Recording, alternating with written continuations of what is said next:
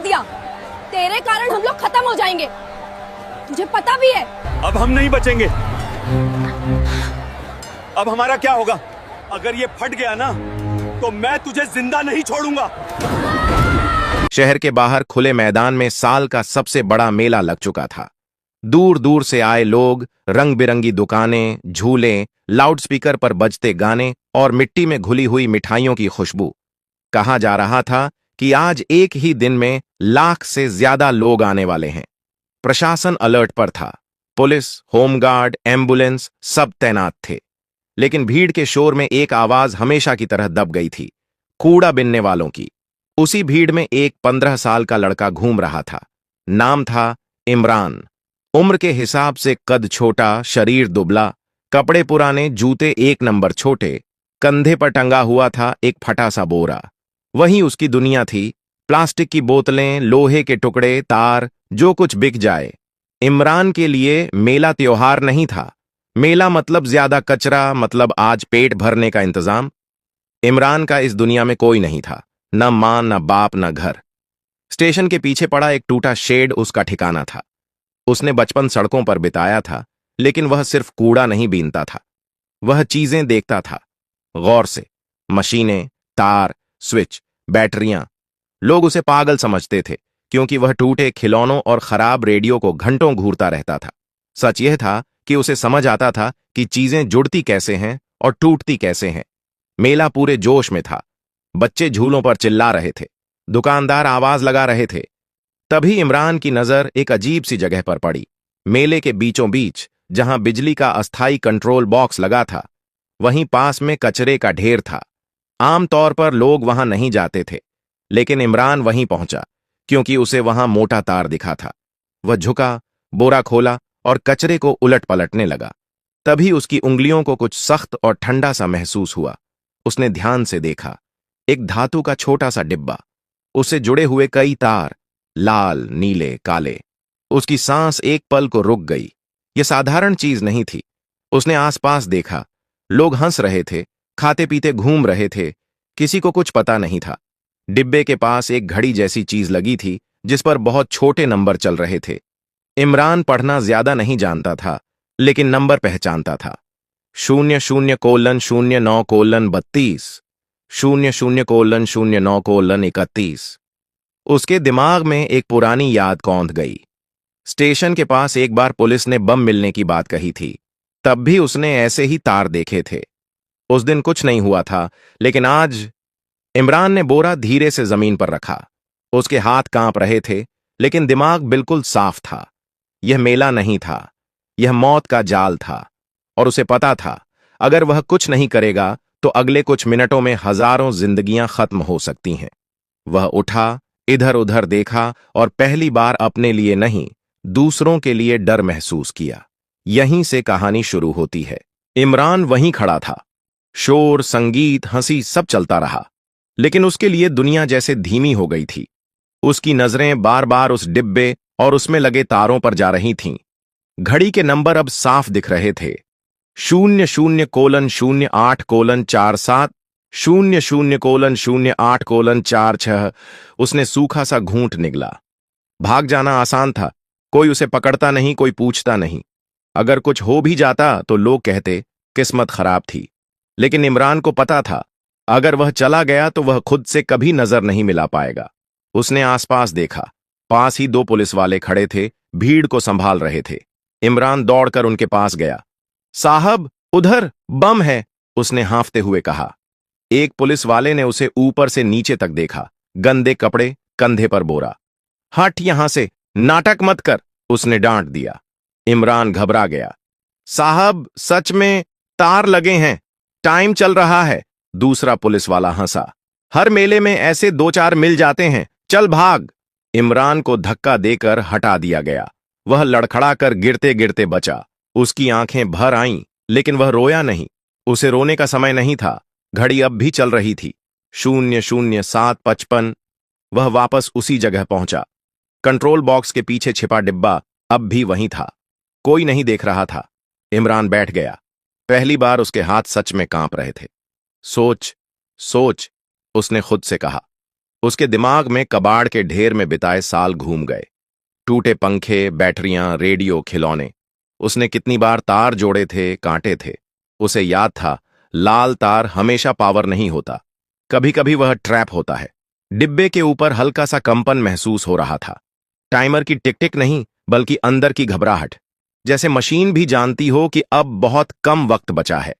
इमरान ने बोरे से एक छोटा सा पेचकस निकाला। यह उसने कबाड़ से निकाला था, उसका सबसे कीमती औजार। उसने आसपास देखा, कोई ध्यान नहीं दे रहा था। उसने डिब्बे का ढक्कन धीरे से खोला। अंदर तारों का जाल था, 4 मोटे तार, 2 पतले, एक छोटी सी बैटरी और बीच में टाइमर। इमरान की सांस तेज हो गई। 00:06:30 उसने खुद से कहा। गलत किया तो सब खत्म। उसी पल पीछे से आवाज आई, ए, क्या कर रहा है तू? इमरान चौंक गया। वही पुलिस वाला था। उसने दौड़कर पास आकर इमरान का हाथ पकड़ लिया। यहां से हट, तू जानता है ये क्या है? इमरान ने पहली बार चिल्लाकर कहा। हां, और अगर अभी नहीं हटे तो सब मर जाएंगे। भीड़ रुकने लगी, कुछ लोग देखने लगे। पुलिस वाला भी एक पल के लिए ठिठका। उसकी नजर डिब्बे पर पड़ी, टाइमर पर। उसका चेहरा बदल गया। रेडियो पर चिल्लाने की आवाज गूंजी, कंट्रोल, यहां संदिग्ध वस्तु है, तुरंत बम स्क्वाड भेजो। रेडियो से जवाब आया, कम से कम 10 मिनट लगेंगे। पुलिस वाले ने इमरान की तरफ देखा। कितना टाइम बचा है? इमरान ने निगल कर कहा, 5 मिनट से भी कम। भीड़ में डर फैलने लगा, लेकिन अब भागने का वक्त भी नहीं था। इमरान वापस डिब्बे की तरफ झुका। उसने फैसला कर लिया था, अब चाहे जो हो, वह रुकने वाला नहीं था। भीड़ अब पीछे हटने लगी थी। पुलिस ने चिल्लाकर लोगों को दूर किया, लेकिन डर फैल चुका था। बच्चे रो रहे थे, कुछ लोग गिरते पड़ते भाग रहे थे, लाउडस्पीकर बंद कर दिए गए थे। मेला, जो कुछ मिनट पहले रंग और शोर से भरा था, अब अजीब सी खामोशी में डूब रहा था। इमरान जमीन पर बैठा था, उसके सामने खुला हुआ डिब्बा, तारों का उलझा हुआ जाल। पुलिस वाला उसके ठीक पीछे खड़ा था, हाथ में वायरलेस। आवाज कांप रही थी, बम स्क्वाड रास्ते में है, बस थोड़ा समय निकालो। इमरान ने बिना पीछे देखे कहा, साहब टाइम नहीं है। उसने टाइमर की तरफ देखा, 00:01:45, अब सिर्फ 1 मिनट 45 सेकंड। उसका दिल इतनी जोर से धड़क रहा था कि उसे अपने कानों में आवाज सुनाई दे रही थी, लेकिन दिमाग शांत था, अजीब तरह से शांत, जैसे यह सब उसने पहले ही कई बार किया हो। उसने तारों को ध्यान से देखा। 4 मोटे तार एक ही जगह जा रहे थे, 2 पतले तार अलग सर्किट में। बैटरी पुरानी थी, लेकिन चार्ज पूरी। यह प्रेशर से नहीं, टाइम से जुड़ा है, उसने खुद से कहा। पुलिस वाले ने डरते हुए पूछा, क्या काटना है? इमरान ने सिर हिलाया, काटना नहीं, बदलना है। उसने एक पतला नीला तार उठाया, फिर रुका। उसके माथे पर पसीना आ गया। 00:01:12, गलत तार, मतलब सब खत्म। उसे कबाड़ में मिले एक पुराने अलार्म की याद आई। उसमें भी ऐसा ही टाइमर था। जब लाल तार काटा था तो अलार्म तुरंत बज गया था। तब उसने सीखा था, जो दिखता है वह हमेशा सच नहीं होता। उसने नीला तार नहीं काटा, उसने उसे धीरे से मोड़ा और दूसरे सर्किट से अलग किया। फिर काले पतले तार को पकड़ा। उसकी उंगलियां कांप रही थीं। पीछे से किसी महिला की आवाज आई, बच्चे को हटाओ, पागल हो गए हो क्या? पुलिस वाला चिल्लाया, सब पीछे रहो। इमरान ने सांस रोक ली। 00:00:58, अब 58 सेकंड। उसने पेचकस से एक छोटा स्क्रू ढीला किया। टाइमर की स्क्रीन हल्की सी झिलमिलाई। एक पल के लिए नंबर रुक गए। इमरान की आंखें फैल गईं। रुक गया? पुलिस वाले ने पूछा। नहीं, इमरान बोला, यह आखिरी चाल है। टाइमर फिर चल पड़ा। 00:00:45, अब सिर्फ 45 सेकंड। इमरान ने कोई और आवाज नहीं सुनी, न भीड़, न पुलिस, न खुद की सांस, बस तार, नंबर और अपने हाथ। उसने काले पतले तार को हल्का सा खींचा और फिर एक झटके से अलग कर दिया। 1 सेकंड, 2 सेकंड, कुछ नहीं हुआ। उसने तुरंत नीले तार को बैटरी से अलग किया और दोनों तारों को एक साथ मोड़कर जोड़ दिया। 0:00:12। टाइमर की स्क्रीन अचानक बुझ गई। पूरे मैदान में जैसे सांस लौट आई। कोई धमाका नहीं, कोई आग नहीं, सिर्फ खामोशी। फिर किसी ने धीरे से कहा, रुक गया। पुलिस वाला घुटनों के बल बैठ गया। बच गए, सब बच गए। इमरान वहीं बैठा रहा। उसके हाथ डीले पड़ चुके थे, आंखें भारी थीं। उसने पहली बार ऊपर देखा। हजारों लोग उसे देख रहे थे। वह लड़का जो अभी तक किसी को दिखाई नहीं देता था, और आज उसने सबकी जान बचा ली थी। कुछ सेकंड तक कोई कुछ नहीं बोला, जैसे सबको यकीन ही नहीं हो रहा था कि वाकई कुछ नहीं हुआ। फिर किसी बच्चे ने रोना बंद किया, किसी बूढ़े ने कांपते हाथ जोड़ लिए, और उसके बाद शोर फूट पड़ा। बच गए, भगवान ने बचा लिया, उस लड़के ने किया। लोग एक दूसरे से पूछ रहे थे, इशारा कर रहे थे। पुलिस वाले वायरलेस पर लगातार बोल रहे थे। बम स्क्वाड की गाड़ी सायरन बजाती हुई अंदर आ चुकी थी। नीली लाइटें घूम रही थीं, लेकिन अब उनका डर खत्म हो चुका था। इमरान अभी भी वहीं बैठा था। उसे किसी तालियों की आवाज साफ सुनाई नहीं दे रही थी। उसके कानों में बस एक हल्की सी भनभनाहट थी। उसके हाथ सुन्न हो चुके थे। उसने धीरे से अपनी हथेलियां देखीं, कांप रही थीं। एक पुलिस अफसर आगे बढ़ा। उसने इमरान के सामने झुककर पूछा, बेटा, तुम्हारा नाम क्या है? इमरान ने जवाब देने में एक पल लगाया। इमरान, वह धीरे से बोला। अफसर ने उसका कंधा थाम लिया। आज अगर तुम नहीं होते तो न जाने क्या हो जाता। इमरान को समझ नहीं आया कि क्या बोले। वह ऐसा कभी नहीं सुनता था। लोग आमतौर पर उसे हटाते थे, डांटते थे, भगाते थे। आज पहली बार कोई उसे रोककर बात कर रहा था। भीड़ में से कोई चिल्लाया, इसे इनाम दो, इसे सम्मान मिलना चाहिए। मीडिया वाले कैमरे लेकर दौड़ पड़े। माइक आगे बढ़ने लगे। बेटा, तुमने यह कैसे किया? डर नहीं लगा? तुम कहां से हो? इतने सवाल एक साथ। इमरान घबरा गया। वह पीछे हटने लगा। मुझे जाना है, उसने कहा, लेकिन अब उसे जाने देना आसान नहीं था। पुलिस ने चारों तरफ घेरा बना लिया, सुरक्षा के लिए, भीड़ से बचाने के लिए। ऐसा कहा गया। उसे एक कुर्सी पर बैठाया गया, पानी दिया गया, किसी ने बिस्कुट पकड़ा दिया। इमरान ने बिस्कुट हाथ में लिया, लेकिन खाया नहीं। उसका दिमाग अब जाकर समझ पा रहा था कि वह जिंदा है, और बाकी लोग भी। थोड़ी देर बाद एक बड़ा अधिकारी आया। उसके कंधे पर सितारे थे, आवाज भारी थी। यह बच्चा हमारे साथ जाएगा, इसके बयान की जरूरत है। इमरान को पुलिस वैन में बैठाया गया। बाहर लोग अब भी उसका नाम पूछ रहे थे। कुछ लोग तालियां बजा रहे थे, कुछ मोबाइल से वीडियो बना रहे थे। वैन के अंदर इमरान खिड़की से बाहर देख रहा था। वही मेला, वही झूले, वही दुकानें, लेकिन अब सब अलग लग रहा था, जैसे दुनिया ने उसे पहली बार ठीक से देखा हो। थाने में उससे सवाल पूछे गए, कहां रहता है, क्या पढ़ता है, यह सब कैसे सीखा?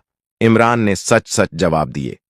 कूड़ा बीनता हूं, स्कूल नहीं गया, तारों से सीख लिया। अफसर एक दूसरे की तरफ देखते रहे। कोई परिवार? इमरान ने सिर हिला दिया। कोई नहीं। कमरे में एक अजीब सी चुप्पी छा गई। शाम तक खबर पूरे शहर में फैल चुकी थी। एक कूड़ा बीनने वाले लड़के ने बड़े हमले को रोका, लेकिन इमरान के लिए यह खबर नहीं थी। उसके लिए यह बस एक दिन था, जिस दिन उसने भागने की जगह रुकना चुना था, और यही चुनाव उसकी जिंदगी बदलने वाला था। रात गहरी हो चुकी थी। थाने की सफेद लाइट में इमरान बैठा था। सामने एक कप चाय रखा था, जो ठंडी हो चुकी थी। वह उसे पी नहीं रहा था, उसकी आदत नहीं थी। उसे सड़क पर पानी मिलता था, चाय नहीं। दरवाजा खुला।